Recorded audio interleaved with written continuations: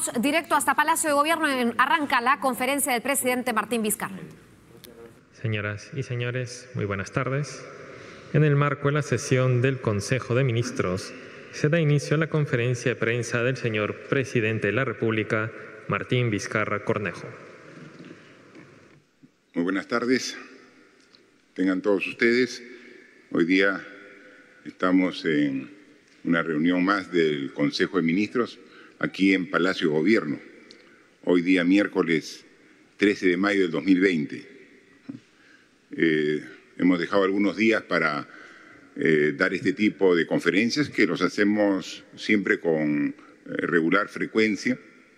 La última vez fue el día previo al Día de la Madre, fue el día sábado 9, donde también en medio de un Consejo de Ministros, donde estábamos trabajando intensamente en la aprobación de decretos legislativos, dada que la oportunidad estaba por vencer el plazo, esta facultad que nos dio el Congreso de la República para poder emitir decretos ley a cargo del Ejecutivo, ¿no? Y entonces, como se vencía el día lunes, tuvimos una larga jornada el día sábado, desde temprano en la mañana hasta pasadas horas en la tarde, aprobando estos decretos legislativos que son los aportes que cada sector hace llegar al Consejo y después de una revisión rigurosa es aprobado y en algunos casos es desestimado también los decretos legislativos porque queremos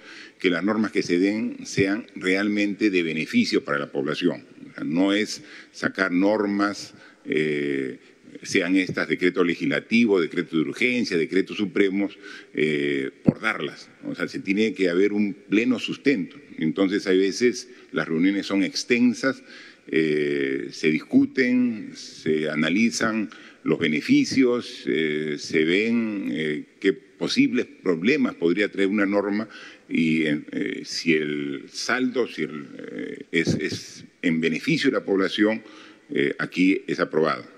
Y ahí tuvimos esta conferencia donde nos dirigimos a la población. Han pasado del sábado al miércoles varios días y ayer seguramente por los días que habíamos dejado de presentarnos ante la población a través de esta conferencia que normalmente la damos alrededor de las 12 del día, 1 de la tarde, parece que el efecto del distanciamiento ya generó alguna información falsa, hasta ya nos habían enfermado, ¿no? Que estábamos internados en una clínica, ¿no?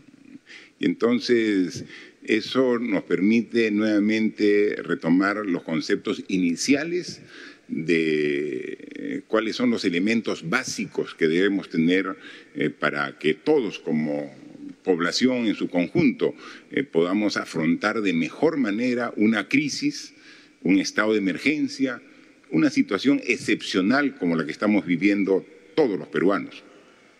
Cuando estamos en una situación límite como la que estamos y donde nos convoca al esfuerzo consensuado, concertado de todos los peruanos, debemos tratar de dejar de lado este tipo de información.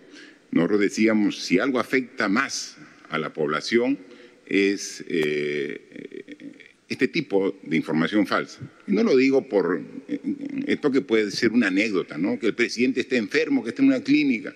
Eso se aclara en 5 minutos, ¿no? Porque como me ven estoy más fuerte y más sano que al inicio de este estado de emergencia, o sea, con mayor convicción, con mayor compromiso para trabajar en favor de todos los peruanos. Ese tipo de información falsa se aclara rápido, pero hay otro tipo de informaciones que también son falsas y que a veces demora en aclarar y genera en la población ideas erróneas, ¿no? Entonces, nada afecta más al trabajo conjunto de la población que información inexacta, que información falsa. Porque esa información falsa muchas veces, como está fundamentada en la mala fe, ¿no? Te lleva a una situación de pesimismo en la población, ¿no? Entonces se decae el ánimo por una información que no es real. por una información que no tiene sustento en base a la verdad. Y cuando hay pesimismo, te quita a la población este estado de ánimo que es necesario para tener las defensas altas, como se llama, incluso en las Fuerzas Armadas, en la policía. Cuando uno le pregunta ¿cómo está? Estamos con la moral al tope, ¿no? Eso es lo que se requiere, o sea, estar con la moral al tope, con problemas, con dificultades, pero estar con la moral al tope. Pero cuando hay información falsa, cuando se genera el pesimismo, se genera desconocimiento, entonces bajan incluso anímicamente las reservas que tenemos todos, y eso, por favor, evitémoslo, ¿no? Evitémoslo. Sabemos que, y son conocidos quiénes son ya los expertos en información falsa, ¿no? Están identificados cuáles son los maestros de la desinformación, ¿no? Cuáles son los doctores en pesimismo, ¿no? Dejemos de lado, ignorémoslo. Vayamos siempre pensando en lo mejor para el Perú, escuchando las fuentes reales, las verídicas, de los científicos, de los profesionales, de las personas que con la mejor intención ponen siempre reparo y también la crítica cuando algo se hace mal. Y hay que escucharlos y hay que corregirlo, ¿no? Pero no pues información falsa que tanto daño hace a todo el país. Por eso, en contraposición a esos valores o antivalores que hay que rechazar y descartar, son los que tenemos que usar, ¿no? Y los que requerimos es disciplina, ¿no? Hemos dicho de que países con sociedades más ordenadas y disciplinadas encaran mejor este tipo de situaciones críticas, ¿no? Entonces nosotros también, y creo que en estos 2 meses estamos siendo más disciplinados, ¿no? Al comienzo se tomaba la situación un poco a broma, un poco a exageración, pero creo que fruto de la experiencia vivida por todos y cada uno de los ciudadanos, vamos aprendiendo y vamos realmente valorando que el respeto al bien común, a las normas que deben regir a todos, que es la disciplina, nos da los mejores resultados. Y adicionalmente a la disciplina es la perseverancia, ¿no? Aquí lo dijimos al inicio y lo repetimos ahora, ya casi 60 días después del inicio de este estado de emergencia, que esto no era una carrera así a lo loco, cortita, no, este es una maratón de largo aliento, que solamente si tenemos la fuerza, la resistencia, la perseverancia, vamos a llegar a la meta que es el bienestar de la sociedad. Y eso es lo que estamos haciendo, y eso es lo que está haciendo la población, ¿no? Y entonces en esta etapa última de este estado de emergencia, tenemos que ratificar todo lo bueno que hemos hecho, que es bastante, e ir corrigiendo lo que tenía defectos, que también lo reconocemos. Y entonces en esta etapa final que tenemos que todos colaborar, tenemos que incidir en los puntos más críticos, ¿no? Y lo dijimos cuando ampliamos el estado de emergencia. Hay 3 puntos críticos que debemos trabajarlos de mejor manera en nuestro barrio, en nuestra organización, en nuestro distrito, en nuestra región, en el país, ¿no? Dijimos, son los sitios donde se concentra y se aglomera la gente, ¿no? Que son el transporte urbano, ¿no? Tanto desde los paraderos, donde ahí se aglomera la gente, pero también dentro de los buses, también ahí está aglomerada la gente sin respetar la distancia mínima requerida. Otro sitio son, dado que estamos repartiendo los bonos a los cuales nos hemos comprometido con más de 6.800.000 hogares en el Perú, también en los bancos, ¿no? Entonces ahí también tenemos que hacer y usar mecanismos para mejorar la distribución, las transferencias de los recursos económicos de apoyo a estas familias, pero sin generar las aglomeraciones que veíamos. Y el otro son los mercados, ¿no? Entonces, en la medida que ataquemos esos 3 puntos que son de alto contagio, vamos a lograr que esta etapa final logremos bajar la tasa de contagio a menos de 1, que ya lo explicamos, y que estamos ya dentro de ese margen de 1. este esfuerzo final que lo estamos haciendo y día a día, ¿no? O sea, con perseverancia. Ahí vemos a las Fuerzas Armadas ahí lideradas por el Ministro de Defensa, ¿no? Vemos a la Policía Nacional liderado por el Ministro del Interior, haciendo operativos en mercados, en el transporte urbano y ordenando el sistema financiero. Estamos absolutamente seguros y convencidos que se va a lograr bajar esta etapa final de este esfuerzo que todos estamos realizando.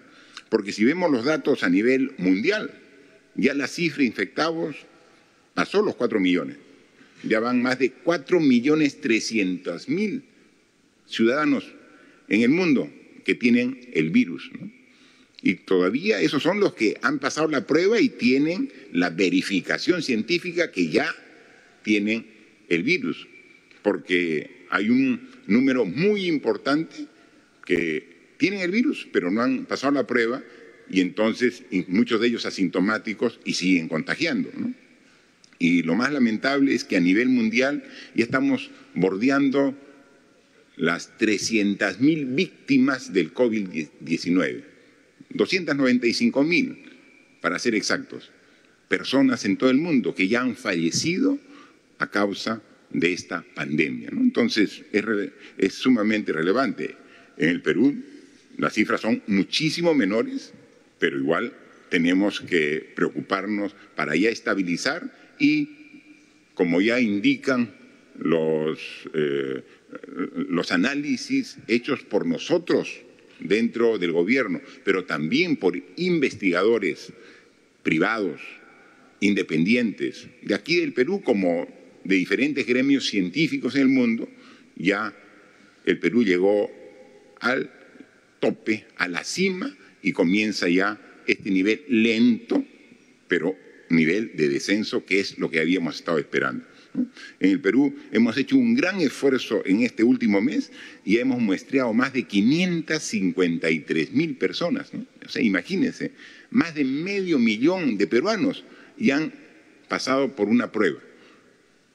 Unos prueba molecular, otros prueba rápida, pero más de 500.000, 553.302, de los cuales a la fecha tenemos 76.306 que dan positivo, es 13.8 del total, y podemos apreciar que de esos 76.000 con el virus, 6.979 están hospitalizados y de los cuales requieren asistencia de ventilación mecánica en las unidades de cuidados intensivos, 806 pacientes.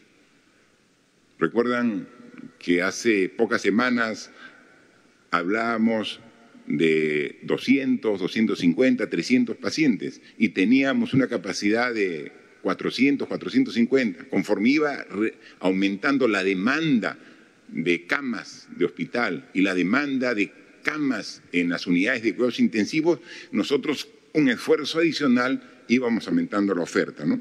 Hoy día le pedimos al Ministro de Salud que nos haga el estado actual de la situación de camas UCI y camas hospitalarias a nivel nacional. ¿Cómo estamos? Y son dos gráficos bien importantes que nos permiten también anunciar a la población un esfuerzo adicional que estamos haciendo y que está recogido en un decreto de urgencia que hoy hemos aprobado aquí en Consejo de Ministros para dar un salto adicional de oferta, de respuesta hospitalaria para las personas que siguen siendo infectadas y que requieren hospital y que luego requieren también, en algunos casos extremos, las necesidades de atención de las unidades de cuidados intensivos. A ver, veamos este cuadro. A ver, son dos cuadros que pueden graficar y ahí pueden ver ustedes en las cámaras, en las pantallas de su televisor. Esto es respecto a UCI. En respecto a camas UCI, a la fecha ya superamos las 1.000 camas UCI a nivel nacional. Eso fue una meta que nos pusimos, ¿no? Dijimos, vamos a superar las 1000 camas UCI, ¿no? Hoy nos reporta el ministro Víctor Zamora, ministro de Salud, de que tenemos 1002 camas UCI. Claro, como lo hemos anunciado, 806 ya están usadas, están con pacientes y tenemos 196 todavía disponibles a nivel nacional. Ahí siempre tenemos que decir claramente, hay algunas regiones donde la disponibilidad es de una o ninguna, ¿no? El caso específico de Lambayeque, de Piura, prácticamente ya no tienen camas UCI. Entonces uno puede decir, pero sí hay 196, sí, pero están distribuidas en otras regiones. Y ahí es donde estamos trabajando, no solamente con una visión nacional como país, sino una visión regional. Donde falta, estamos atendiendo y llevando mayor respuesta del Estado, ¿no? Y si vemos un siguiente cuadro, ahí vemos más o menos cuál ha sido la trayectoria en hospitalización general y en camas UCI en particular, ¿no? Cuando dimos el estado de emergencia a nivel nacional como consecuencia de la pandemia del COVID-19, pedimos a los diferentes entidades de la salud que nos digan cuántas camas teníamos disponibles. Eso es el 15 de marzo, a mediados del mes de marzo. Hace 2 meses teníamos 2000 camas de hospitalización, 2000 camas de hospitalización. Ahora, en todos estos 2 meses, con un esfuerzo del MINSA, de los gobiernos regionales, de las Fuerzas Armadas, de la policía, con un esfuerzo también de salud que tienen todos sumando camas disponibles, tenemos a la fecha 9.905 camas para hospitalización para pacientes infectados con el COVID-19, ¿no? Eso es lo que tenemos. Hemos subido de 2.000 a 9.905. Sin embargo, tenemos una disponibilidad de 2.900 camas UCI de las 9.900 que tenemos. Entonces, podría el incremento de pacientes rápidamente llegar a las 9.905. ¿Qué cosa hemos aprobado hoy en Consejo de Ministros? Aumentar la oferta de 4.886 nuevas camas de hospitalización. En el transcurso de las próximas 2 a 3 semanas tenemos que incorporar, no solamente en Lima, sino a nivel de las regiones donde van aumentando la cantidad de pacientes que requieren las camas de hospitalización, estas 4.886, para llegar a una oferta de 14.791. Es decir, nuestra meta ahora es bordear las 15.000 camas disponibles para pacientes COVID. Y eso lo estamos trabajando a través de una norma que hoy hemos aprobado. ¿Y cómo vamos a trabajar en las unidades de cuidados intensivos? Empezamos primero al inicio, el 6 de marzo, cuando se dio el primer caso, teníamos tan solo 100 camas UCI. Cuando ya dimos el estado de emergencia, buscamos en los diferentes hospitales y llegamos a tener una disponibilidad de 276 camas UCI. Hoy tenemos 1.002 camas UCI y queremos que en un plazo corto aumentemos en 232 camas UCI adicionales para llegar a 1.234 en las próximas semanas. Así que esa es la meta y ese es el objetivo. O sea, tenemos que aumentar la cantidad de camas hospitalarias y camas UCI para poder atender a la cada vez mayor cantidad de pacientes que requieren de atención en un hospital. Adicionalmente a ello, ya se ha dado la disposición por parte del Ministerio de Salud para que el primer nivel de atención de salud se abra a nivel nacional. Porque cuando se dio esta disposición de estado de emergencia, se mantuvieron abiertos los hospitales, pero los centros de salud que están en las diferentes ciudades y regiones del Perú se cerraron. Y el personal de salud, con médicos, con enfermeras, con personal asistencial, se retiraron a sus domicilios. Entonces, cuando alguien sentía los síntomas y era verificado que era positivo de COVID-19, iba directamente al hospital.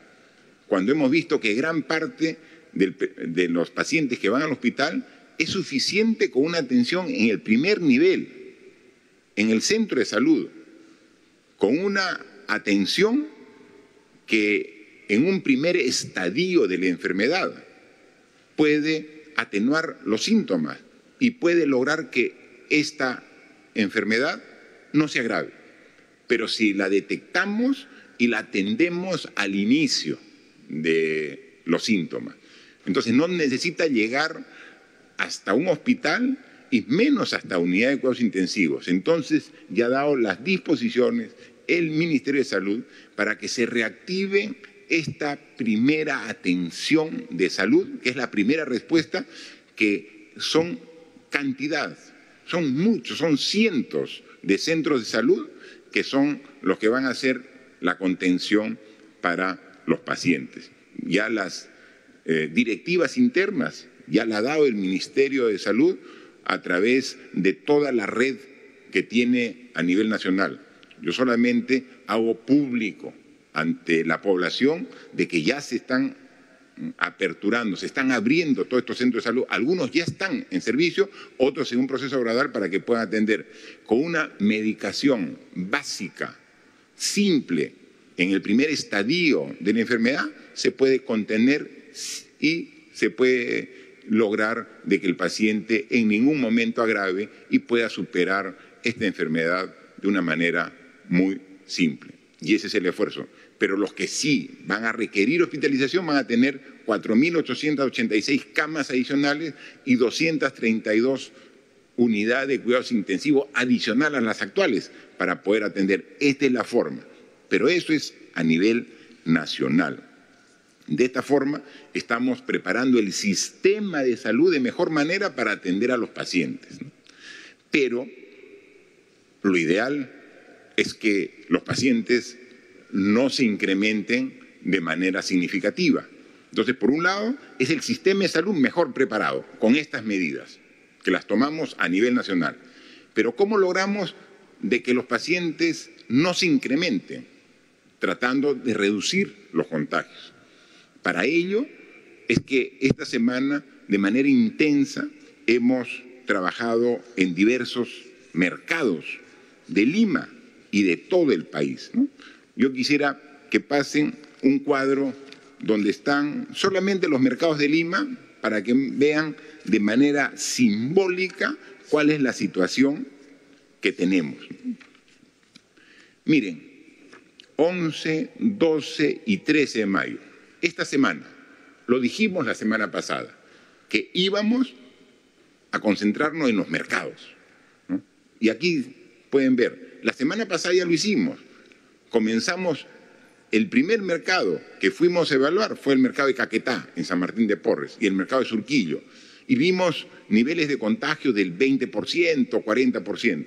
Miren, y ustedes, señores, señoras, aprecien este cuadro de 2, 4, 6 mercados de Lima que hemos evaluado solamente en estos 3 días de la semana.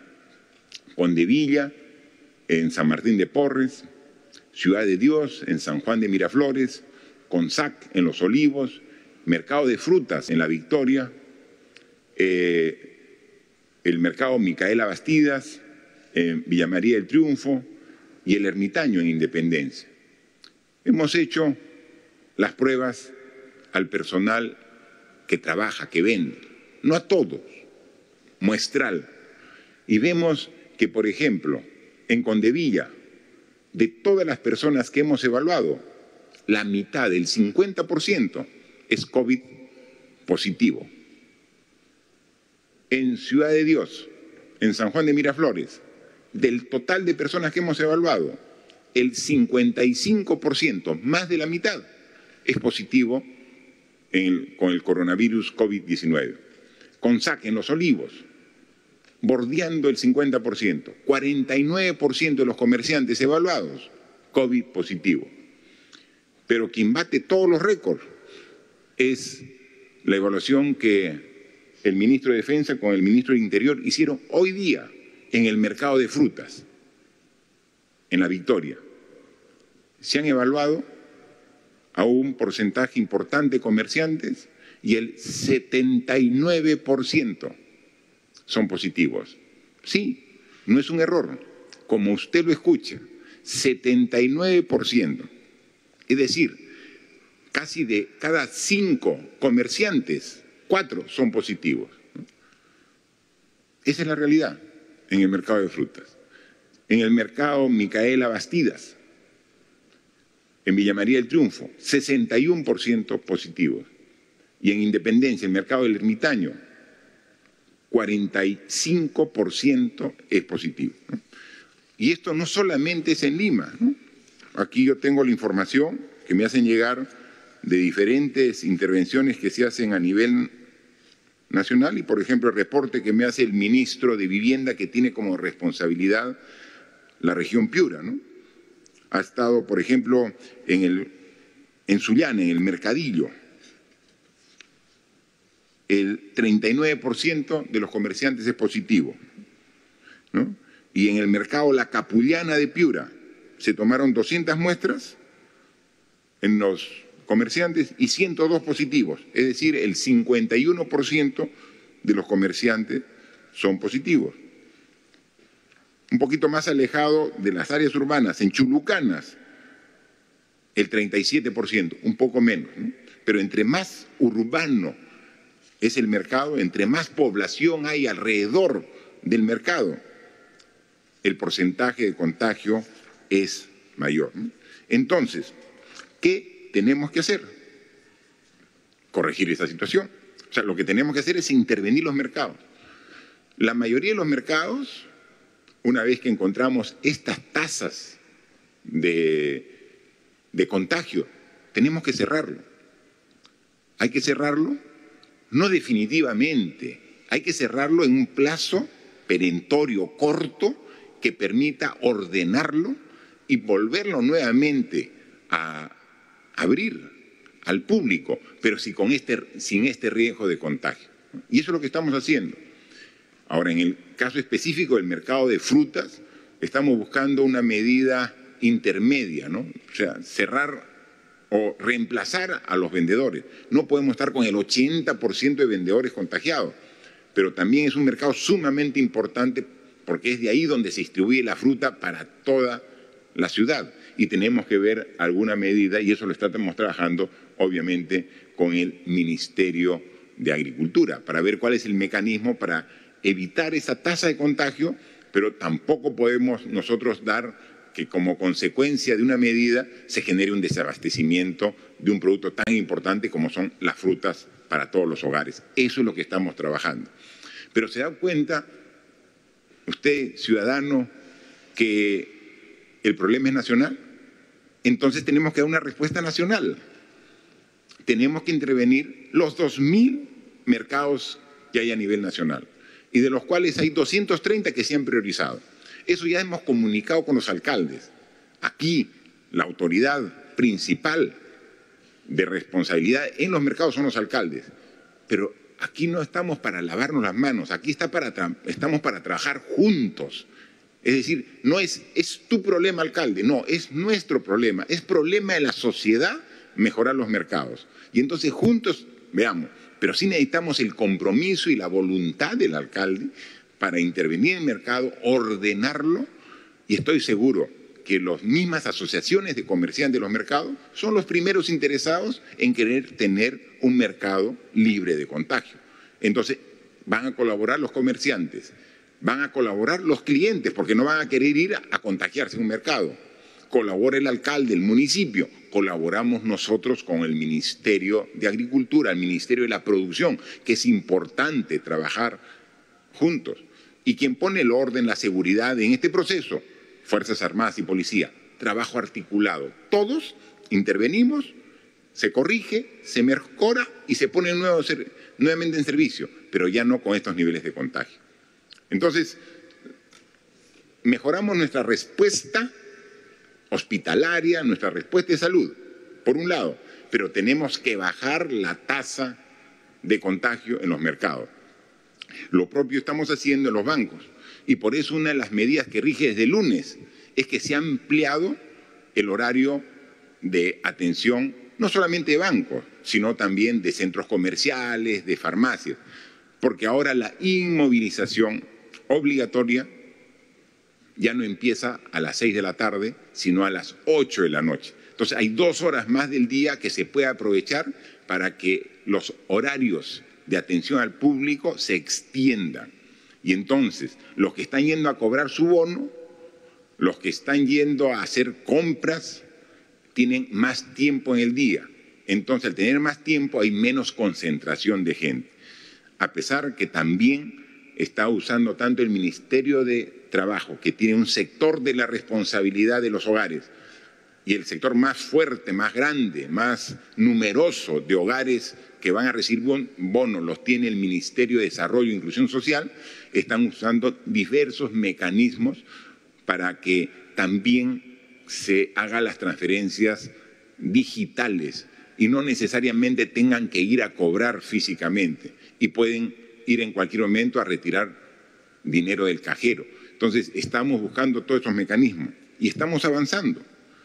Nosotros hemos informado en alguna reunión anterior de que el esfuerzo del gobierno para atender a los hogares que se ven afectados por estos 2 meses de estado de emergencia, con las restricciones para movilizar, y si tienen restricciones para salir, también tienen restricciones para trabajar.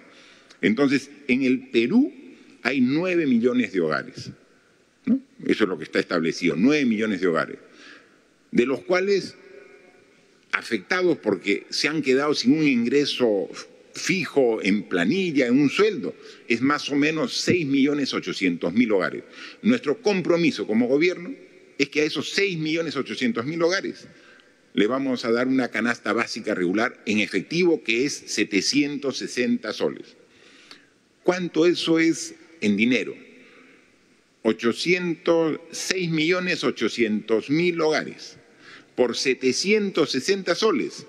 Es más o menos 5.160 millones de soles. Esta medida de apoyo a los hogares que requieren una inyección económica para que puedan atender sus necesidades básicas, nos cuesta a todos los peruanos, cuesta al erario nacional, al Tesoro Público, 5.160 millones de soles. Y ya lo estamos pagando. El informe que hemos recibido hoy de parte del Ministerio de Desarrollo e Inclusión Social, del Ministerio de Trabajo, es que más o menos ya, con lo que se dio en el mes pasado y lo que ya vamos dando en este mes, de este compromiso de dar una inyección económica a los hogares que necesitan del Perú, que cubre y que alcanza un monto de 5.160 millones, más o menos a la fecha de hoy, ya se han transferido alrededor de 2.000 millones de soles, que ya están en los hogares, alrededor, sumando los diferentes padrones que se han ido elaborando. Y aquí hemos pedido compromisos a los ministros porque cuando hay necesidad tenemos que cumplir dentro de los plazos.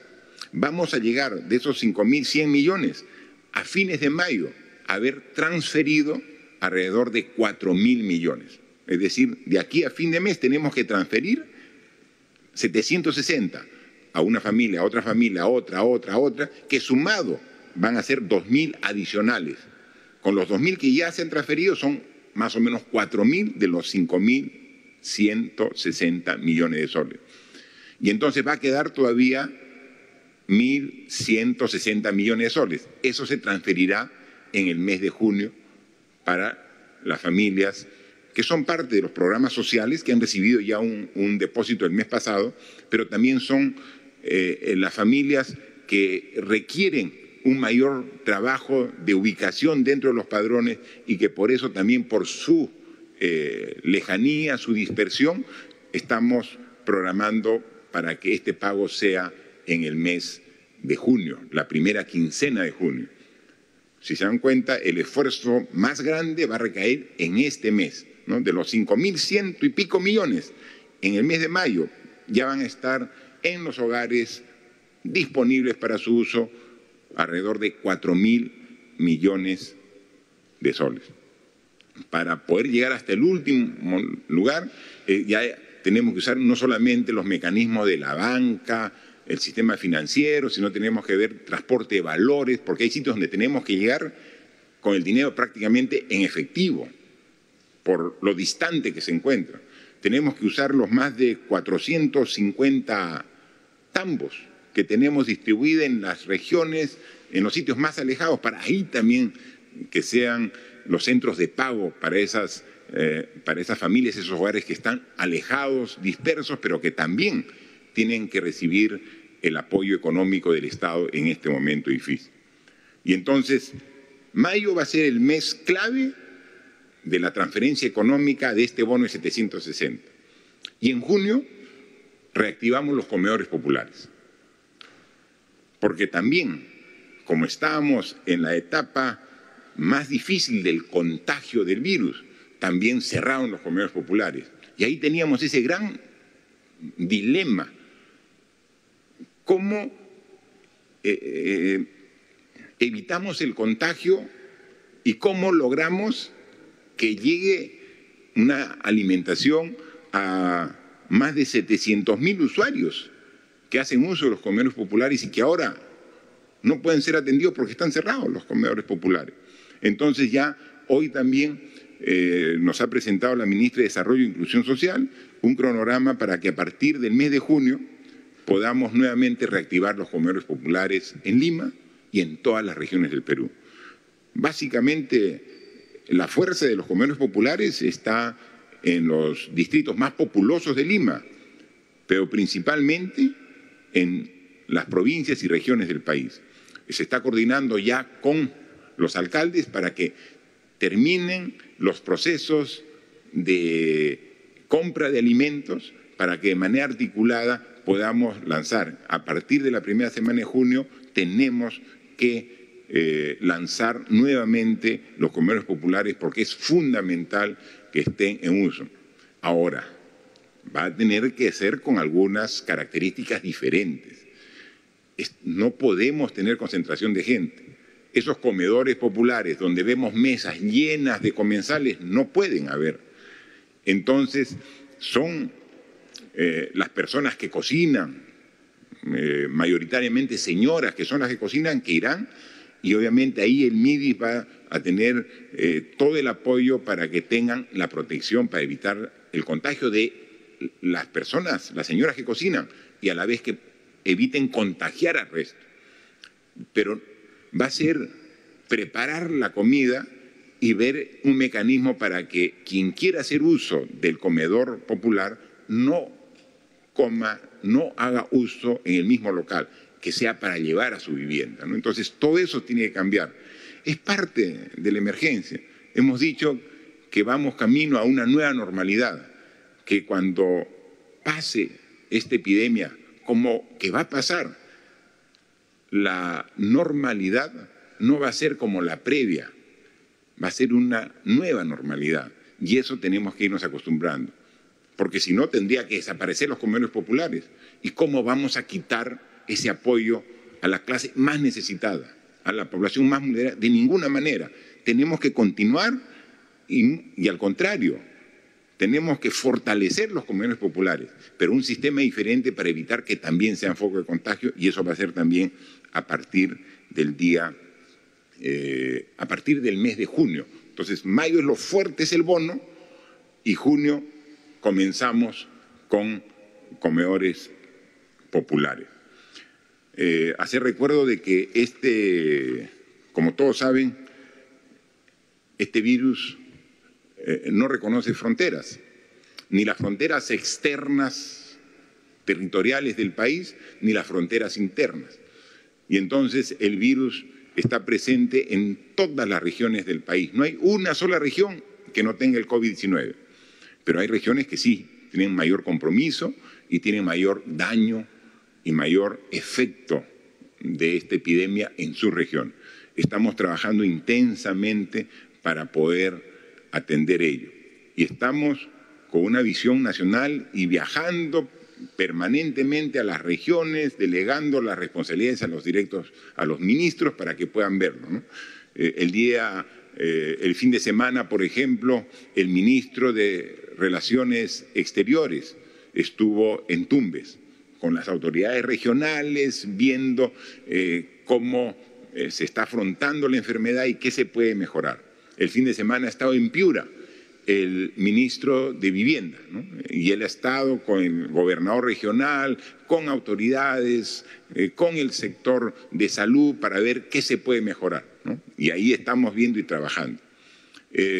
Ayer el primer ministro ha estado en Lambayeque, ha ido con la viceministra de Salud, ha estado directamente en Lambayeque, incluso poniendo en servicio 100 nuevas camas de hospitalización de e-salud para los pacientes del COVID. Hemos visto que Lambayeque es una de las regiones con mayor incidencia. Ha estado el primer ministro en Lambayeque y ahí directamente interactuando, logrando esta conjunción de esfuerzo entre autoridades de los 3 niveles de gobierno. El ministro de Salud se ha ido al sur, ha ido a Cañete, ha ido a Chincha, ha estado en Ica viendo la situación en cada una de estas ciudades y en Ica con la autoridad regional viendo cómo están preparados.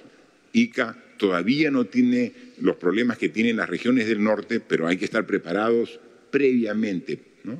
Para evitar que colapse, como por ejemplo ha llegado a superar la situación en la región de Iquitos, ¿no? Iquitos, todos sabemos, la capital de Loreto es una ciudad que por su lejanía y su falta de transporte tiene una serie de problemas de abastecimientos y que se han vivido y se han sufrido y se sigue sufriendo en esta etapa. La ministra Rocío Barrios, que es la ministra de Producción y que tiene a cargo esa región, va constantemente y ahí con los propios loretanos, con las autoridades que están ahí en Quito, juntos haciendo todo el esfuerzo para poco a poco superar esta difícil situación en Quito. Solamente en la última semana se han hecho 22 viajes de un puente aéreo para ir atendiendo las necesidades. Se han trasladado alrededor de 90 toneladas de apoyo en medicinas, en equipamiento. Estamos llevando ante el déficit de provisión de oxígeno en Quito, estamos llevando balones de oxígeno desde Lima en avión para atender a la población. Se está adquiriendo, hay una planta de oxígeno que se adquirió a través de una colecta con una muestra de solidaridad de la población a través de la iglesia. Nosotros apoyamos con el avión de la Fuerza Aérea para llevarlo y con ello se está mejorando, pero esa planta es pequeña. Estamos llevando más plantas de oxígeno para poder suplir esa gran necesidad de oxígeno que requieren los pacientes que están en la ciudad de Iquitos. Estamos trabajando, estamos insistentemente preguntando y requiriendo información porque sabemos que es crítica la situación de Iquitos, pero tenemos que atender las necesidades. Y han habido una serie de pacientes muy delicados que también han sido trasladados a la ciudad de Lima, a cargo algunos viajes de salud, asumidos por salud, algunos de la empresa privada que también han colaborado. Nosotros hemos dispuesto del propio avión presidencial para que vaya a Iquitos y traiga a personal principalmente asistencial de salud, ¿no? Sin distingos, médicos, enfermeras, técnicos, los que realmente requieran y que puedan también resistir el viaje, porque en algunos casos es complicado y arriesgado un viaje en condiciones críticas y entonces con el visto bueno de los directamente profesionales, los expertos, se han hecho traslados en todo este tipo de vehículos aéreos, aviones. Así que seguimos trabajando y vamos a ratificar. Mañana, pasado mañana, seguimos cubriendo las diferentes regiones del país. Se viajará a La Libertad, a Ancash, la libertad, responsable es el ministro de Transportes, Ancas, el ministro responsable es el ministro de Educación, que va a estar en Ancas, se va a ir a Arequipa, hay que viajar nuevamente a Pucallpa, a Ucayali, ¿no? Porque también tenemos que ir verificando, porque esas 4.886 camas que se van a habilitar, camas de hospitalización para el COVID, son para las diferentes regiones que están siendo priorizadas en este momento, ¿no? Ahí tenemos que se van a instalar, por ejemplo, en Piura, vamos a poner 500 camas. O sea, rápido. En 2 o 3 semanas tienen que haber nuevas 500 camas en Piura para atender a los hospitalizados y 40 UCIs nuevas, adicionales a las que tiene, ¿no? En Lambayeque se tiene previsto 344, ¿no? Por ejemplo, en Loreto, Iquitos, 300 camas nuevas, es lo que se ha aprobado hoy día a través de un decreto de urgencia, con el presupuesto para que en el menor tiempo posible se puedan instalar. En Ancas tenemos 200 camas que están en la parte de costa de la región Ancas, en Chimbote, y en Huaraz tenemos 120 camas, ¿no? Ucayali igual 190, ¿no? Son condiciones similares las de Iquito, la de Pucallpa, entonces tenemos que también 190 camas dentro de las que se han considerado, ¿no? Y también ya se comienza a trabajar algunas camas en la región Arequipa, Cusco, para también con previsión tener. Entonces ese es el esfuerzo que estamos trabajando en todas las regiones del país, algunas con mayor control, otras al límite por las características propias, porque se han hecho una evaluación, por ejemplo, en el mercado de Belén, en Iquitos, ¿no? Y de la muestra que se tomó, prácticamente el 100% estaba contaminado. ¿Se da cuenta? Entonces, ese nivel de contaminación de la población es el que se refleja en el requerimiento hospitalario, ¿no? Y entonces la respuesta no llega a alcanzar la demanda cuando llegamos a niveles de contagio como los que se ha tenido en Iquitos, ¿no? Y entonces, bueno, ahora no estamos para ver por qué se contagiaron, por qué no se cumplió. Eso ya es parte del pasado. Lo que tenemos que hacer ahora es esforzarnos al máximo en la capacidad de respuesta y llevar ayuda y lo que sea necesario, médicos, equipos, material, personal de salud para que puedan atender. Así que seguimos trabajando con este mismo esfuerzo para ver la situación en las regiones que tienen la mayor complicación, ¿no? Este esfuerzo para aumentar 4.886 camas hospitalarias, de las cuales 232 son camas UCI en las regiones que hemos anunciado, suma un monto aproximado de 392 millones de soles para poder invertir en todo ello, ¿no? Ese es el esfuerzo que estamos haciendo. Hay que seguir trabajando con el esfuerzo inicial sin decaer. Siempre habrá gente que querrá bajar el ánimo. Esto lo hemos dicho que podemos asimilarlo comparativamente como una guerra, ¿no? Donde el enemigo es el virus, ¿no? Ese es el enemigo, ¿no? Y hemos visto que como en toda guerra, aquí también ocurre lo que sabe ocurrir en guerras convencionales, que salen los famosos generales después de la batalla, ¿no? Es muy fácil, después de 2 meses de brega, de esfuerzo, de trabajo, de sacrificio, que salga alguien y que diga, yo hubiera hecho esto diferente. Qué cómodo, ¿no? Y en el momento que se tomaba la decisión, donde con firmeza, con valentía, tomamos las mejores decisiones, ahí, qué bien, qué bien. Y después cuando, como siempre, ocurre algún inconveniente, yo hubiera hecho tal cosa, ¿no? Es normal, es natural.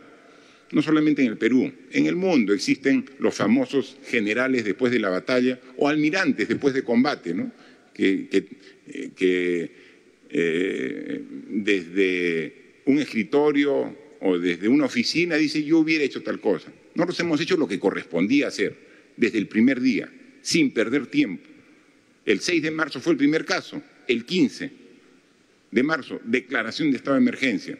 Dijimos que no escatimamos esfuerzo, 12% del PBI destinado para atender esta pandemia que está afectando. Pero lo decimos y lo ratificamos. Se han tomado las decisiones que correspondían y los resultados están a la vista. Y seguiremos trabajando para poder llegar al resultado final que todos queremos, de vencer esta enfermedad y recobrar nuevamente las actividades con los cambios propios que hemos dicho que se deben hacer, pero recobrar nuevamente las actividades que generen el empleo, el progreso y desarrollo. Estamos en ese camino, hoy más convencidos que nunca, dispuestos a entregar hasta el último esfuerzo que tengamos, convencidos que tenemos la fuerza, no solamente como personas, sino como país para salir adelante de este gran problema. Y estamos aquí, a su disposición, como desde el primer día y como vamos a estar hasta el último día, aquí, frente a usted, poniendo el pecho, dando la cara para enfrentar juntos esta pandemia que no nos va a vencer. Muchas gracias. Muchas gracias, señor presidente. Vamos a iniciar la ronda de preguntas virtuales. La primera pregunta es de Willax TV. El sistema de salud está en crisis. Hospitales regionales piden implementos de protección desde lo más esencial, trajes, mascarillas y más personal. ¿Por qué no se está atendiendo este pedido?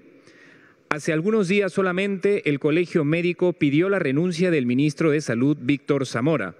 Asegura que nunca se escuchó las recomendaciones frente a la pandemia y que no ha sabido reaccionar ante la crisis.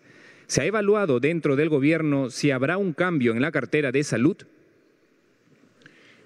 A ver, aquí lo que se necesita es unidad de los peruanos. Aquí se necesita es que todos aporten, todos colaboran y todos contribuyan. Y doy fe del gran esfuerzo que está poniendo en este momento tan difícil el ministro de Salud.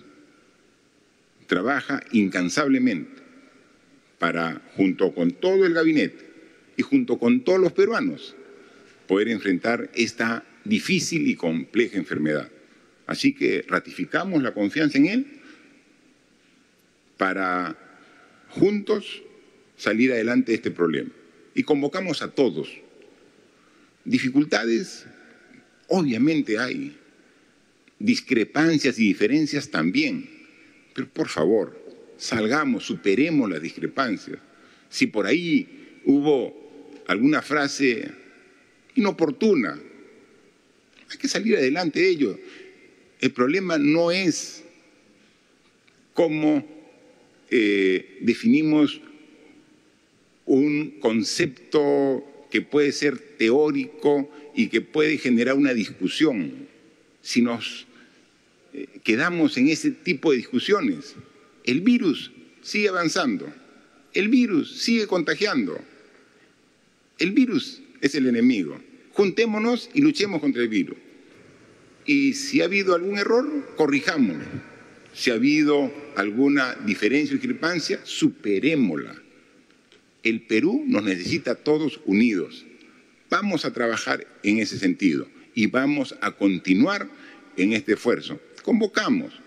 Cuando hay una diferencia en un grupo de personas, no podemos decir, me voy del grupo. Pongo más esfuerzo para buscar el consenso. Y eso es lo que convocamos a todos.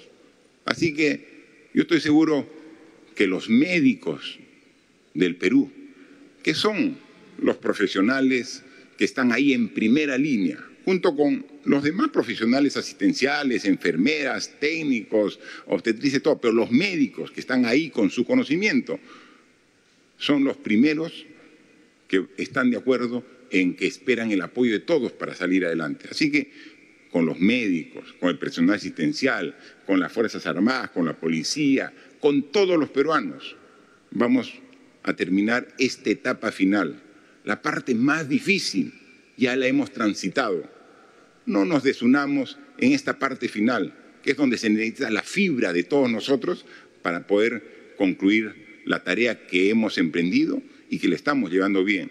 La posición del Perú, las medidas que ha tomado en su oportunidad y en la calidad de medidas es reconocida no solamente aquí al interior de nuestro país, son reconocidos internacionalmente.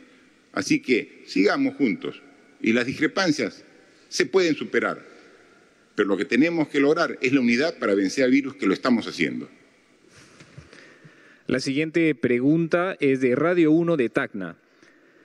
Señor presidente, usted dijo que si las autoridades no están a la altura de las circunstancias, iba a enviar a alguien que lidere la emergencia en las regiones. Acá en Tacna las actividades se desarrollan con normalidad. La frontera es una coladera. El nuevo hospital Hipólito Unanue debió entregarse en el 2019 y hace meses está abandonada su construcción. Los mercados son focos de infección, especialmente el Grau. Salud proyectó que el pico más alto en Tacna será a finales de mayo y principios de junio. Además, Tacna solo cuenta con 7 ventiladores en el hospital y 15 están guardados en cajas. Asimismo, los 26 ventiladores del escándalo del hospital de Ate son de Tacna. ¿Cuándo los devolverán a la ciudad? ¿Qué es lo que hará usted para resolver los problemas de nuestra región? Miren, felizmente en Tacna la evolución de la enfermedad no está generando los problemas de otras regiones. Pero como bien dice el periodista de Radio 1 de Tacna, no hay que esperar que eso ocurra. Estamos nosotros vigilantes y vamos a estar pendientes de lo que ocurra. Estamos coordinando estrechamente con las autoridades de Tacna. Vamos a disponer que el ministro responsable de Tacna pueda nuevamente viajar para atender todas estas inquietudes. No tenga ningún temor en Tacna. Los ventiladores mecánicos que se han adquirido para Tacna van a ser repuestos en su integridad. Obviamente, por una cuestión de oportunidad se están usando donde ahorita se requieran, pero recuerda que nosotros hemos adquirido 450 ventiladores, que esos están en proceso de llegada. Cuando tengamos y esta enfermedad pase, tengan la plena seguridad que van a ser todo el material que pudo en eso por una coyuntura utilizarse, va a ser repuesta para Tacna. Y al igual que ustedes, estamos también nosotros preocupados por la pronta culminación del hospital Hipólito Unanue para Tacna. Es un gran hospital que está en construcción, pero como muchos otros, hoy día hablábamos del hospital de Cañete, de Chincha y de Pacasmayo, que están en construcción y que están parados con problemas judiciales o arbitraje. Vamos nosotros aquí, hoy día, hemos dicho, a buscar una norma para facilitar la culminación de esos hospitales, porque independientemente de los problemas administrativos y legales, lo más importante es que se concluyan y se pongan en servicio a la población. Así que no solamente ocurre en Tacna con el hospital Hipólito Unanue, ocurre en varias regiones con hospitales de características similares. Estamos aquí planteando una solución integral para poder concluirlos y ponerlos a servicio en el plazo más corto, y en el caso de Tacna tengan la seguridad que vamos a poner especial atención. La siguiente pregunta es de Latina. Señor presidente, en el Congreso se acaba de presentar un proyecto de ley que propone gravar con impuesto las grandes fortunas de personas naturales. En el Ejecutivo se habló alguna vez de que estaban pensando crear uno igual. En todo caso, ¿cuál es la posición de su gobierno? De igual modo, el Parlamento se apresta a votar una segunda vez una iniciativa que daría luz verde a los taxis colectivos. ¿Qué harán de ser aprobado? Finalmente, cientos de usuarios que acuden a las farmacias se quejan de que éstas han encarecido las medicinas en general en perjuicio de familias que menos tienen, y esto debido a un monopolio. Desde el MINSA, ¿se puede hacer algo al respecto? Bien, Mire, ahí la pregunta de Latina es amplia. Una parte compromete al MEF, otra al Ministerio de Transportes y Comunicaciones y otra al MINSA, ¿no? Yo quisiera, por favor, que nos haga unos comentarios al respecto. Por favor, el Ministro de Transportes en el tema que corresponde específicamente a su sector. Por favor. Gracias, presidente. Sí, a ver, un comentario. Los taxis colectivos o los autos colectivos va en contra de la reforma del transporte que estamos impulsando a través del Ministerio de Transportes. Y más aún en esta coyuntura en que estamos luchando contra este virus que es el COVID, en la cual por temas sanitarios tampoco brindaría, digamos, las garantías de poder controlar la propagación del virus a través de estos vehículos colectivos. La reforma del transporte va hacia una macrotransportación, o sea, tener un sistema de transporte público en el cual podamos movilizar volúmenes mayores de pasajeros. Va en contra, obviamente, de esta estrategia de ir hacia una macrotransportación a través de una reforma de transportes. No va en línea con impulsar vehículos menores de poca capacidad. En tal sentido, esta propuesta no va en línea ni siquiera con la reforma de transportes, no está alineada con las políticas sanitarias del Gobierno y del Ministerio de Salud, ni tampoco con, digamos, la estrategia de poder evitar una propagación del virus a través de estos vehículos menores. Muchas gracias. Por favor, el Ministro de Salud, si fuera. Efectivamente, señor presidente, lo que hemos notado es un incremento de los precios de los medicamentos y los insumos. Para eso estamos utilizando dos estrategias que esperamos, por supuesto, que sean efectivas y reducir el impacto en los bolsillos de nuestros compatriotas. La primera estrategia es que nosotros como Estado salgamos a comprar más y mejor. De hecho, eso lo estamos haciendo en los equipos de protección personal. En solo cerca de 50 días nosotros hemos aumentado el volumen de compra de 5 millones de unidades de equipo de protección personal a 25 millones de equipos de protección personal que estamos distribuyendo en todo el país y estamos proyectando dentro de un mes aproximadamente duplicar la cantidad de equipos de protección personal que vamos a distribuir entre nuestros colegas del equipo de salud. En segundo lugar, la otra estrategia es fortalecer las capacidades de su salud para hacer la vigilancia y el control de los establecimientos privados que en algunos casos hacen abuso de su posición de dominio en el mercado. Estas dos estrategias combinadas deben hacer reducir los precios. He puesto el ejemplo de los equipos de protección personal, pero también lo estamos haciendo, por supuesto, con los medicamentos, los insumos y las drogas que nosotros usamos para esta enfermedad. Ya en otras oportunidades esto ha dado excelentes resultados. Sin embargo, en el caso de un mercado tan volátil como el nuestro, estamos monitorizando su efectividad. Señor presidente, solamente un minuto. El día de ayer fue el Día Internacional de la Enfermería. Quisiera mandar con su permiso, un saludo a todas las colegas y los colegas enfermeras y enfermeros del país que están duramente trabajando contra esta enfermedad, y hoy día es el Día del Químico Farmacéutico, a quien también hago extensivo mi saludo.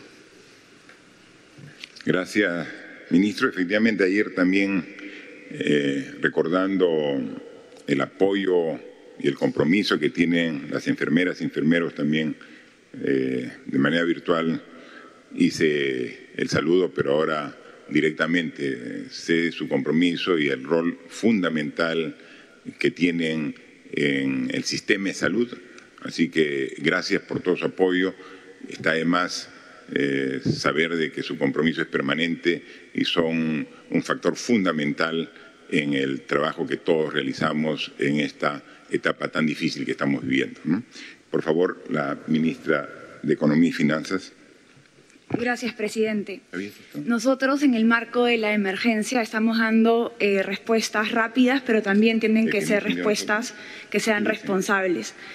Nuestra apuesta como Ejecutivo es dar algunas respuestas rápidas, pero también abordar los problemas estructurales, como fue nuestra posición en el caso de la reforma de pensiones, que lamentablemente me acabo de enterar que la Comisión de Economía ha archivado el proyecto de ley que enviamos.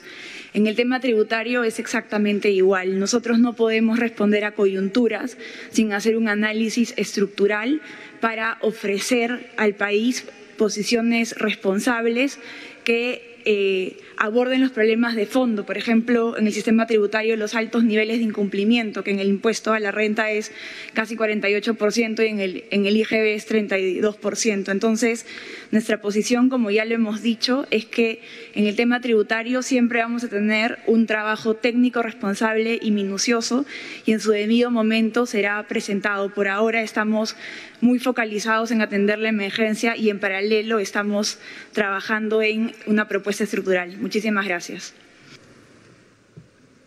Por favor, Premier, a ver si... Sí, presidente, gracias. Quería complementar un comentario hecho por la ministra de Economía. Acabamos de informarnos de que en el Congreso de la República un proyecto que con mucho entusiasmo impulsamos desde el Poder Ejecutivo, que es la reforma integral del sistema de pensiones, acaba de disponerse de su archivo sin ninguna profundización de los contenidos y alcances en los cuales se sostenía esta iniciativa. Creo que los momentos actuales en los que estamos compartiendo como país reclama mucha madurez, mucha ponderación, y tenemos que tener la mejor disposición para responder como Estado. Usted bien lo ha enfatizado, señor presidente, no estamos en la circunstancia de acudir a confrontaciones. Los gestos políticos cuentan y suman mucho. Hay una ciudadanía que está expectante de cómo su clase dirigente, sus autoridades reaccionan. A efecto de ello, no nos quedamos meramente en esta norma. Ya hubo la intención, hace una semana atrás, de poner en la agenda el tema relacionado a los colectivos, como bien lo ha argumentado el señor ministro de Transportes. Y hay una serie de iniciativas que con legítimo derecho seguramente los proponen los señores congresistas, pero que están trastocando un principio elemental que es la división de poderes, las competencias. Y las competencias tributarias, económicas, son exclusivas y excluyentes del Poder Ejecutivo. Me permito hacer este comentario para reclamarle, como demócrata, al Congreso de la República que en la toma de decisiones lo haga pensando en el país y no en una circunstancia coyuntural. Sí, solamente no está más recordar que el actual Congreso tiene muy poco tiempo en funciones. Hace pocos meses, el 26 de enero, fue electo.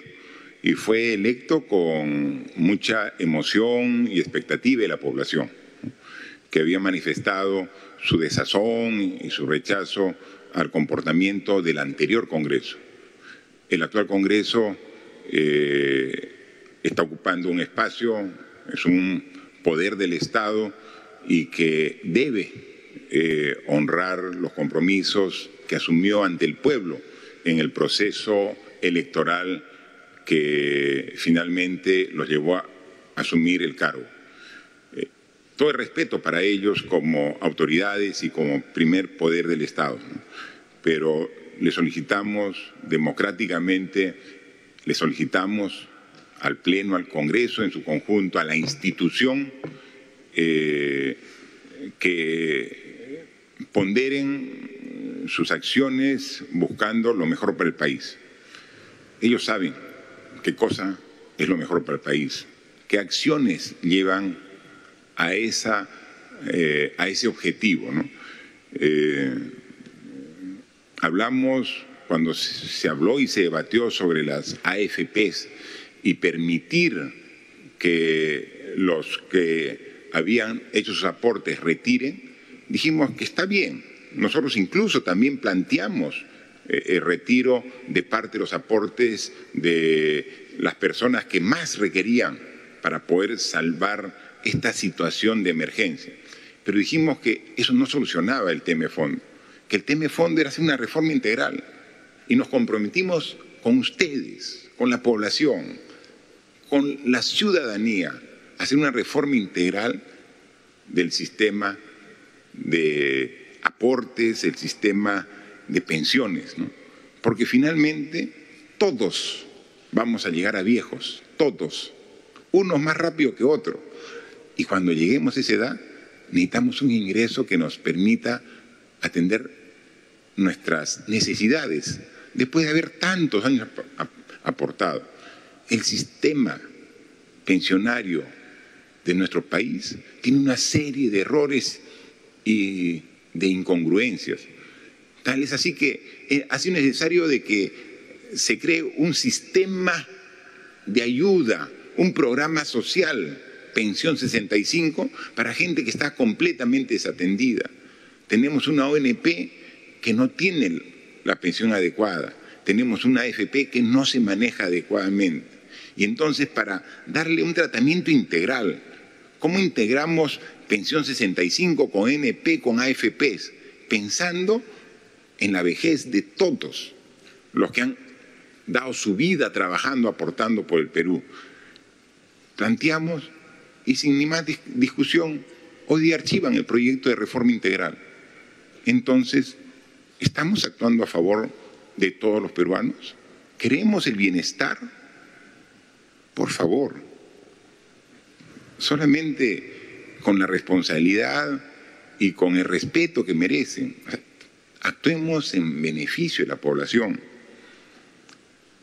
Hemos planteado un proyecto de ley para bajar el hacinamiento que hay en los penales, en las cárceles del Perú. Nosotros, con las medidas que podemos nosotros como Ejecutivo, vamos a llegar a 1000 internos que van a tener en los próximos días ya su libertad. Los que se puede, los que están en nuestro alcance. Han salido personas, damas, mujeres embarazadas que están con sus niños. Hemos sacado un grupo de internos que iban a salir, sus sentencias ya estaban en los próximos meses por cumplirse. Entonces estamos adelantando para que de una vez salgan, para bajar el nivel de hacinamiento que hay.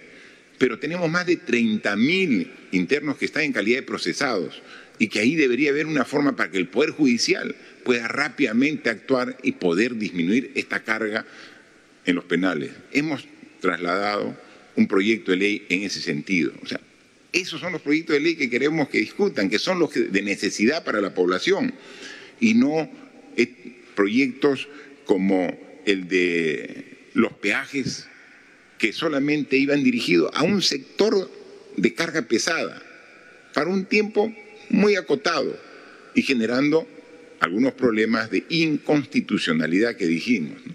Entonces, aquí estamos todos para trabajar juntos. Y nuevamente extendemos nuestra voluntad, extendemos nuestros deseos de trabajar juntos con el Congreso.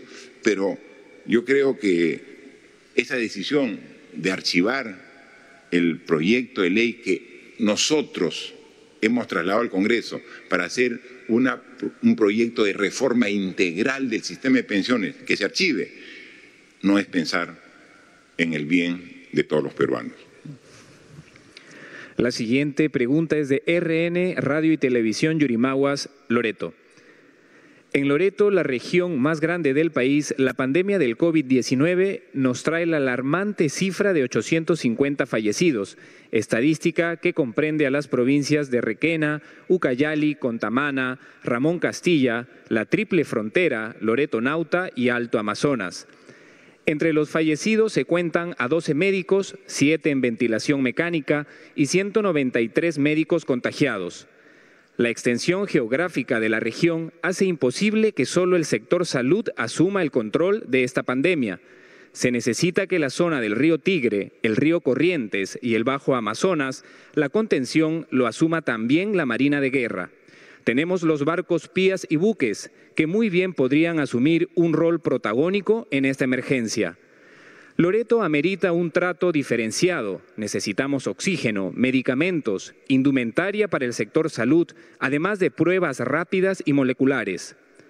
Frente a la devastadora situación del COVID-19 en Loreto, con una presencia letal, pedimos se declare en estado de catástrofe para asumir de manera unida y consensuada esta lucha pandémica. A través suyo, señor presidente, pedimos a la ministra Barrios programe la devolución de 3 ventiladores mecánicos del Hospital Santa Gema Yurimaguas, cedidos en calidad de préstamo. Se agradecen los esfuerzos realizados por el gobierno que preside, pero aún es insuficiente. Gracias. Quien ha estado permanentemente en contacto y viajando a la región Loreto, a Yurimaguas, a Iquitos, es la ministra de la Producción. Por favor, quisiera que usted conteste, ministra, y también complemente el ministro de Salud, de los esfuerzos que estamos haciendo. Gracias, presidente, premier. Como bien se señala, durante el último mes hemos tenido una serie de vuelos reiterativos diarios a Loreto justamente para llevar todo lo que es material de protección médica, médicos, medicamentos y también provisión de oxígeno. En ese marco, durante esta semana, a partir del día viernes, se están programando vuelos adicionales para poder llevar a Loreto la instalación de 2 plantas de oxígeno para poder provisionar y aumentar la capacidad de oxígeno entre la región. Paralelamente, dentro de estos vuelos que se han dado durante todas estas 2 semanas, también hemos tenido vuelos a Yurimaguas para poder alcanzar material médico, así como pruebas rápidas. De hecho, para el día de mañana hay un vuelo programado a Yurimaguas para poder llevar justamente provisión que aún está pendiente de llevarles, y ya desde el día de ayer salió vía terrestre la provisión de una cámara frigorífica para Yurimaguas, así como también donación del laboratorio Roche para esta zona. Respecto al tema de los ventiladores, ya se coordinó con MINSA para que esta semana podamos ya embalarlos y poder devolverlos a la zona como corresponde. 2 que se pidieron en préstamo y 1 que vino para reparación y que entendemos que ya está culminada la reparación y por lo tanto se procederá a la devolución. Paralelamente se ha coordinado con las Fuerzas Armadas allá en Loreto justamente para intensificar el apoyo en todo lo que es que no haya desabastecimiento de alimentos en vista del cierre del mercado de Belén, lo cual ya se está realizando, así como también la disposición de poder iniciar la atención a través de los PIAs que existen justamente por toda la zona fluvial de Loreto. Eso es lo que podemos informar hasta el momento, presidente. Gracias, ministra. Por favor, ministro de Salud.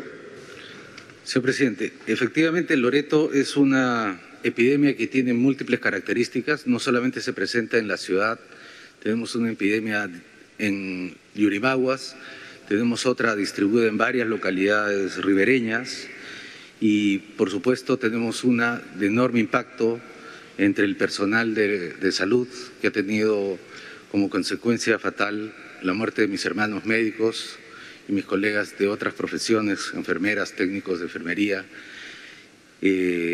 los cuales profundamente siento. Efectivamente, señor presidente, nosotros en el caso de Loreto y en el caso del resto del país tenemos distintas formas de abordar la epidemia y hemos abierto las puertas del Ministerio de Salud para poder tener un diálogo con todos los actores y ver las mejores soluciones tanto en lo nacional como en lo internacional. La movilización para apoyar Loreto incluye, por ejemplo, últimamente se está transportando una planta desde Arequipa, una planta de oxígeno, una donación importante que ya está rumbo a Loreto como un esfuerzo nacional. Me sumo, por supuesto, señor presidente, a su llamado y a los colegas del Colegio Médico. Los invito a poder tener un diálogo y seguir sumando. El día de hoy podemos tener una reunión en la noche, escuchar sus propuestas, que las he venido escuchando por otros medios, que las podemos dialogar, porque nuestros hermanos de Loreto y del resto del país estamos enfrentando la mayor epidemia de la humanidad y la segunda epidemia de mayor devastación en este continente después de 1492. Solamente hermanados, solamente juntos podemos enfrentar a este virus bajo el lema de la salud nos une. Gracias. Por favor. Sí, presidente, sí hay una precisión que es recurrente en distintos espacios. Nosotros como Gobierno ante esta enfermedad hemos dispuesto las medidas económicas, sociales, institucionales y normativas que se consideran necesarias. Y aún las que se pudieran dar, las vamos a dar. Sin embargo, estamos sometidos a un orden constitucional. Mucho se habla del estado de catástrofe o del estado de calamidad. Y son medidas ajenas al orden jurídico peruano. Eso se puede dar en Chile, se puede dar en España, porque así lo tiene constitucionalizado. En el contexto jurídico peruano, de acuerdo al artículo 137 de la Constitución, solo existen dos estados de excepción: el estado de sitio y el estado de emergencia. El estado de emergencia tiene temporalidad, no puede ser mayor a 60 días, prorrogable, como lo venimos haciendo, y también circunstancias prácticas. Una puede ser la grave perturbación de la paz o otra puede ser un estado de catástrofe. Nosotros hemos decretado el estado de emergencia por grave perturbación de la paz, que en el fondo tiene la misma dimensión o impacto cual si fuera estado de catástrofe.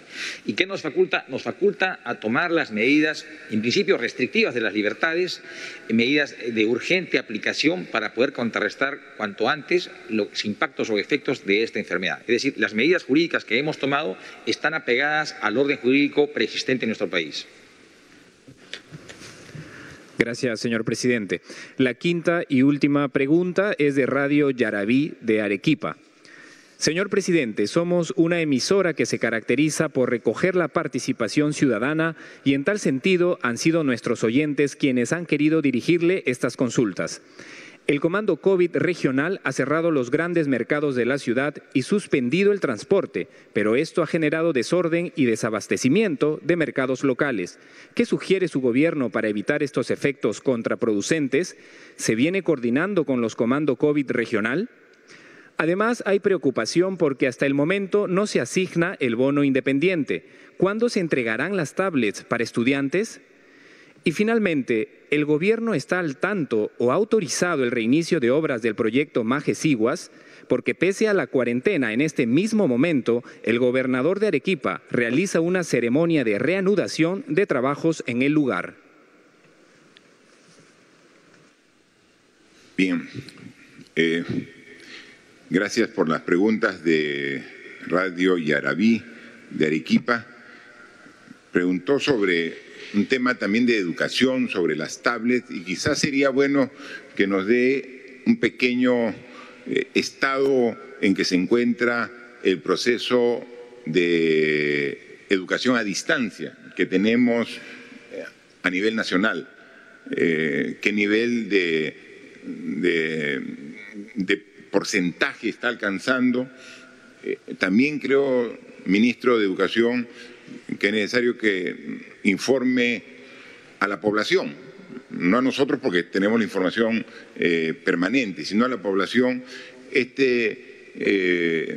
esta posibilidad de matrículas nuevas de alumnos en la educación pública, cómo se va dando y cómo lo vamos a acoger, ¿no? Y también, obviamente, responda la pregunta del medio de comunicación respecto, según el cronograma, cumpliendo lo que establece las normas administrativas en el Perú, a partir de qué mes aproximadamente podríamos ya disponer de las tablets para cerrar esa brecha digital y que estos aparatos electrónicos que permiten la conectividad de las zonas más alejadas de los alumnos, que más desfavorecidos, podamos cerrar la brecha de educación. Por favor, ministro de Educación. Muchas gracias, presidente, y gracias por las preguntas que se han planteado. En relación al proyecto de educación a distancia, nosotros como Ministerio de Educación estamos satisfechos del nivel de avance que hemos tenido en la cobertura de lo que ha sido la estrategia Aprende en Casa en cualquiera de sus tres modalidades, ¿no? Tenemos encuestas nuestras, encuestas del Instituto Nacional de Estadística, que señalan que más del 90% de los estudiantes han tenido contacto con esta estrategia.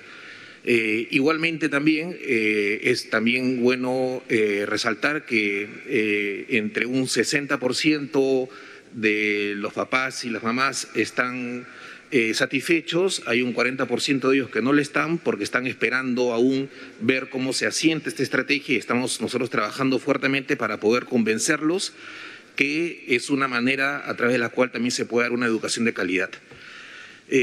Nosotros revisamos permanentemente los contenidos de lo que se transmite a través de la estrategia Aprende en Casa. Como les hemos dicho permanentemente, presidente, es una oportunidad también para que nosotros toquemos con toda la rigurosidad y con toda la las capacidades que tenemos como Ministerio de Educación, temas que no han sido abordados como debieron ser abordados históricamente. Uno de ellos tiene que ver con la educación ciudadana. Lo vamos a seguir haciendo porque nos parece que es una buena estrategia para poder integrar mucho más este país y poder revertir las situaciones como la discriminación que más bien nos han desunido. Entonces vamos a seguir mucho en esa línea, trabajando cada vez más con los mejores recursos audiovisuales que podamos contar. En segundo lugar, en relación al proyecto de ampliación de la matrícula pública, informarle, presidente, y también a la ciudadanía que al día de hoy tenemos ya 54.000 pedidos de traslado.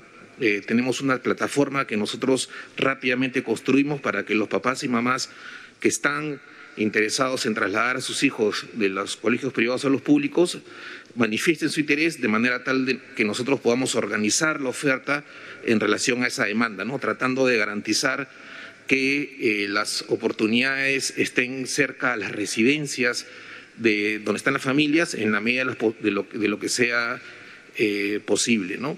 Estamos trabajando varias ideas de cómo puede ser. Hay una posibilidad que es que se amplíe, digamos, la capacidad que ya se tenía ahora en los colegios públicos. Otra es que se amplíe a dobles turnos. También estamos explorando modelos de cogestión. Estamos realmente investigando todas las posibilidades que hay para poder ofrecer un servicio de calidad como se merecen estos estudiantes. Nuestra apuesta en relación a la educación privada sigue siendo que papás, mamás e instituciones educativas privadas lleguen a acuerdos, que se restablezca el clima de confianza y que en los casos en los cuales, más allá, digamos, de la transparencia, de que efectivamente ha habido reducciones de pensiones, hay papás y mamás que no pueden pagar porque la situación económica efectivamente es dura para ellos, nosotros estamos poniendo esta alternativa de traslados a los colegios públicos. En tercer lugar, en relación a las tablets, presidente, nosotros estamos terminando este mes el primer hito que tiene que ver con preparar los mejores contenidos pedagógicos que podamos ofrecerle a esta población que no ha tenido la oportunidad históricamente de acceder a ellos. Esa es una tarea muy importante. No queremos simplemente distribuir las tablets sin que tengan un buen contenido pedagógico, porque de ese contenido pedagógico depende mucho el cierre de la brecha digital y la igualdad de oportunidades en materia de educación. Estamos pasando un segundo hito, que es todo lo que tiene que ver con los procesos de adjudicación, de contratación, que tienen que ser seguidos con todas las normas correspondientes. Tenemos un control concurrente en la Contraloría y esperamos, si es que todo, digamos, funciona como esperamos que funcione, poder ese segundo hito terminarlo en un mes y medio e iniciar, digamos, la distribución de las tablets que tanto necesitan los estudiantes peruanos, ¿no? Muy bien, gracias, ministro. También en Radio Yaraví de Arequipa había preguntado sobre el bono independiente. Quien está bajo esta responsabilidad de la distribución del bono independiente es la ministra de Trabajo. Yo le pediría que por favor nos diga cómo ve el avance y cuáles son la programación que tiene para el presente mes. Por favor, ministra. Gracias, presidente. Efectivamente, el sector trabajo asumió la responsabilidad de aprobar el padrón y disponer el pago a los beneficiarios de hogares que tenían trabajadores independientes. El padrón contempla 773.000 hogares, de los cuales poco más de 80.000, señor presidente, son beneficiarios en Arequipa, que es justamente la pregunta de Radio Yaraví. Sobre el nivel de avance, sobre el primer tramo, ya el abono corresponde a poco más del 90% de los hogares. Respecto al segundo pago o la segunda parte de dicho bono, estamos en el orden del 85% también el nivel de avance, y la expectativa es que la subsiguiente semana ya podamos haber abonado este bono al 100% de los beneficiarios. Gracias, presidente. Muy bien, ministra. Es buena la expectativa que para la próxima semana ya tengamos ese pago de este bono al 100% a nivel nacional, ¿no? Que es fundamental. Se necesitan recursos en los hogares para poder atender los problemas que ha generado estos 2 meses de cuarentena, de estado de emergencia, y entonces todos los bonos en los diferentes padrones tienen que terminar con llegar a las familias, y hemos dicho de que a fin de mes vamos a tener 4.000 millones de soles que están en los hogares, quedando 1.200 para el próximo mes de junio. Pero también Radio Yarabí decía sobre el tema de los mercados. Sabemos que los mercados son centros de contagio. Cuando se evidencian hay que cerrarlos, pero no es para dejar sin ese servicio al ciudadano, es para mejorarlos y nuevamente reponer el servicio, pero un servicio que no genere contagio. Eso lo hacemos aquí en Lima y se tiene que hacer a nivel nacional. Quien está como parte de los operativos y los procedimientos, aquí es el ministro de Defensa, quien dejo para que un poco nos explique cuáles son los procedimientos al respecto, ministro. Gracias, señor presidente. Bueno, de acuerdo a los estándares internacionales, una persona que es positiva durante el tiempo de su enfermedad, en un promedio contagia a 3 personas.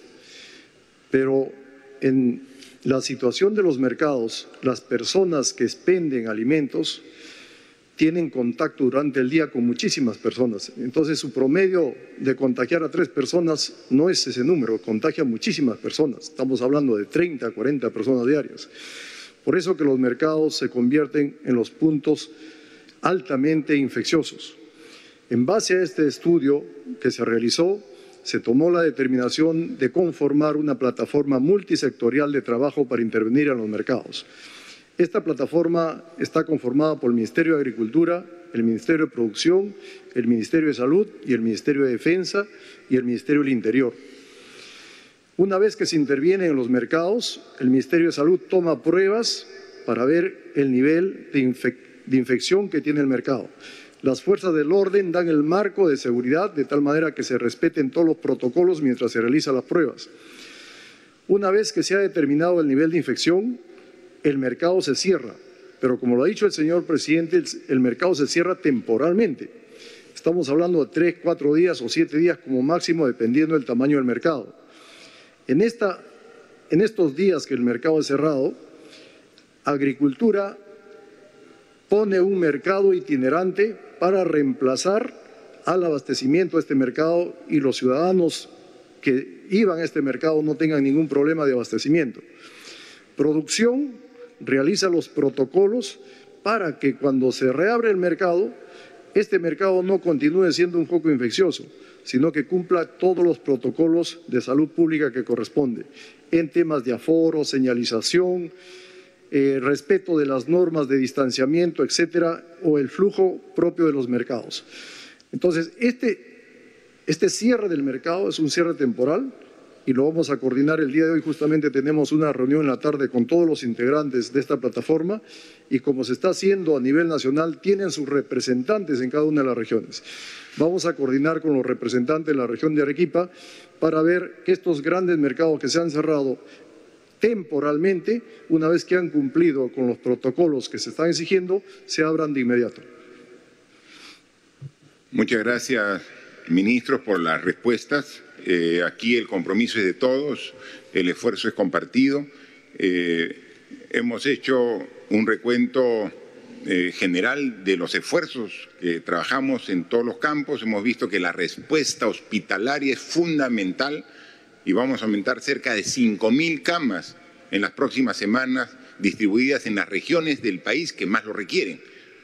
Y si en este proceso vemos que alguna región que no fue considerada también requiere, esto dinámicamente tomamos la decisión porque esto es muy ejecutivo y esto se actúa en función de la evaluación permanente que hacemos. Tenemos una respuesta que ha incrementado 5, 8 veces de lo que teníamos inicialmente. Ha sido un gran esfuerzo del país, un gran esfuerzo de todos los servidores de salud que han logrado que los recursos que se tenía, poderlos ampliar para atender a las personas que lo requieren. No es suficiente, tenemos que aumentar 5.000 camas más, lo vamos a hacer y para eso nos hemos, a partir de ahora, puesto una meta bastante exigente para que a partir de una semana se comienzan a entregar estas 5.000 camas. En una semana, en 2 semanas, en 3 semanas están las 5.000 camas dispuestas para las personas que las necesitan. Pero eso es la atención de la persona que se infectó. pero queremos evitar que se infecte si hay tal intervención de mercados intensamente y que vemos que está haciéndose por las preguntas de los medios de comunicación, verificamos que también se está haciendo a nivel nacional. Este es un esfuerzo común, todos. Entonces, bajamos el contagio y mejoramos la atención de los contagiados. Esa es la forma de tener una mejor respuesta. Pero finalmente, a pesar que hay mucha ciencia, mucho profesional, mucho científico analizando a nivel mundial la mejor manera de enfrentar esta enfermedad, llegamos nuevamente a las 3 recomendaciones básicas que hemos hecho desde el inicio, ¿no? Y que tenemos que ratificarlas. Hay veces la memoria es frágil, hay veces nos confiamos, y son 3 las recomendaciones básicas.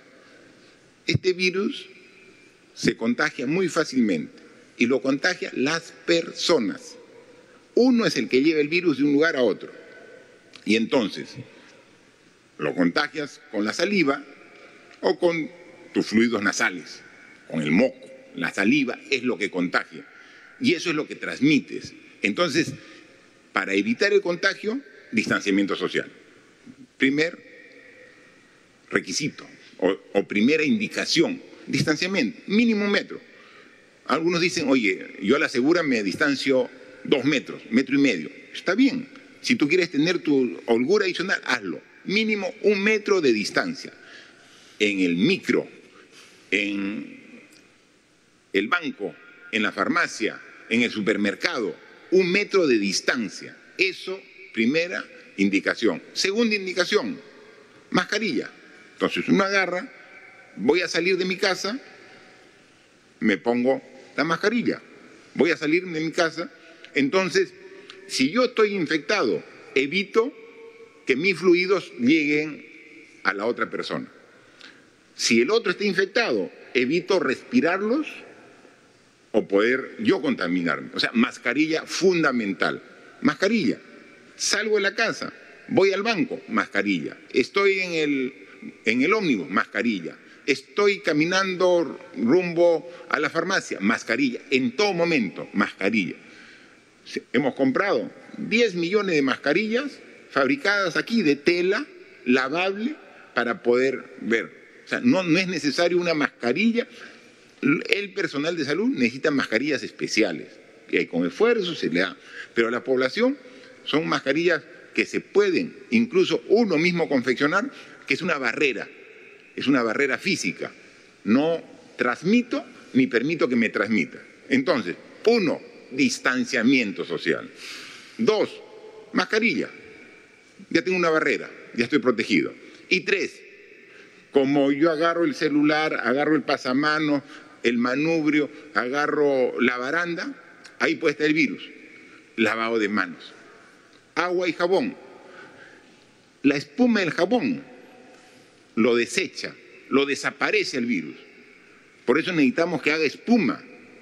Por eso no es una lavada de 5 o 10 segundos, mínimo 20 segundos. Agua y jabón, bastante agua, jabón. Esa espuma lo desaparece el virus. Son esas 3 indicaciones. Con esas 3 indicaciones, distancia, mascarilla, agua y jabón, o si tienen a la mano, alcohol, ¿no? Alcohol.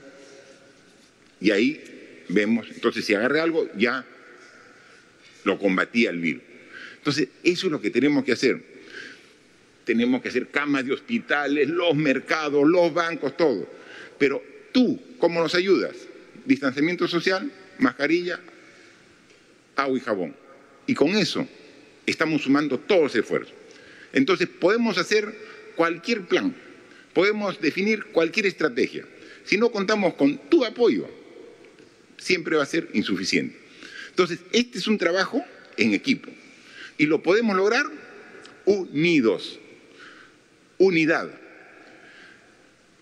En la física, en el universo, en la sociedad, siempre va a haber fuerzas que tienden a unir, pero lamentablemente también hay fuerzas que tienden a dividir. Si las fuerzas de la unión son las que priman, salimos victoriosos. Si las fuerzas que dividen, que separan, son las que priman, no vamos a tener el resultado que esperamos. Yo estoy seguro que en el Perú priman las fuerzas de la unidad, que pueden haber problemas, discrepancias, críticas, bienvenida sea, pero que no dividan. Puede haber la crítica, puede haber incluso la opinión discrepante, pero en unidad, a todos, a los gremios que directamente están en primera línea, al cuerpo médico, también están haciendo un extraordinario trabajo. Los médicos, con este espíritu de servicio y profesionalismo que es reconocido por todos. Así que sigamos trabajando en esa línea, unidos, juntos. Somos un solo país, somos una sola sociedad, queremos un solo destino, queremos vencer este virus y lo estamos haciendo. Así que sigamos trabajando así.